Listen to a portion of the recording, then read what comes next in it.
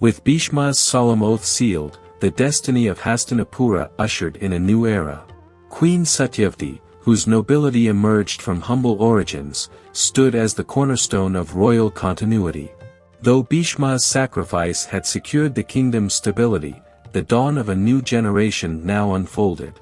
King Shantanu and Satyavati rejoiced at the birth of their son, Vichitravirya. From his earliest days, the young prince radiated a special light, as if the gods themselves had chiseled his destiny into the stars. During his childhood, the palace halls echoed with laughter and celebrations in his honor. Tales were told of his grand destiny as the people glimpsed in him the promise of an era of peace and prosperity. As Vichitravirya grew, he received the finest education from the kingdom's sages and warriors. He was trained in the art of war, horsemanship, and ancient Vedic teachings. In tournaments and skill demonstrations, his dexterity with the bow and sword left spectators breathless.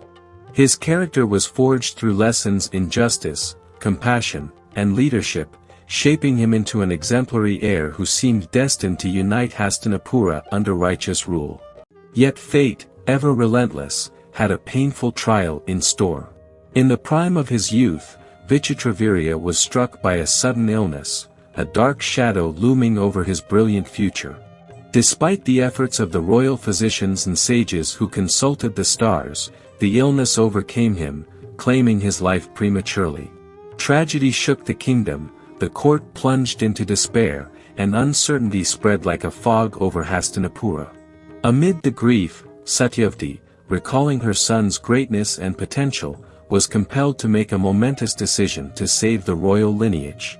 With a heart heavy with sorrow and resolve, she resolved to preserve Vichitravirya's legacy.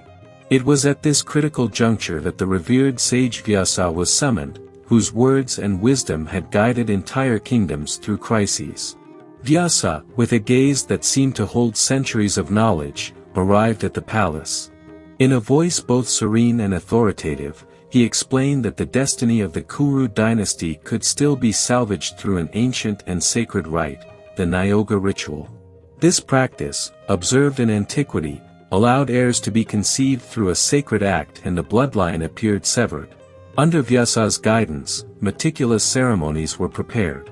Sages chanted mantras, offerings were made to the gods, and the air grew thick with solemn hope.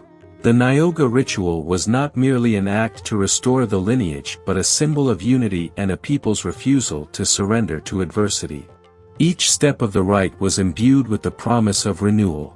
Though sorrow lingered, faith in a brighter future began to take root in the hearts of Hastinapura's inhabitants.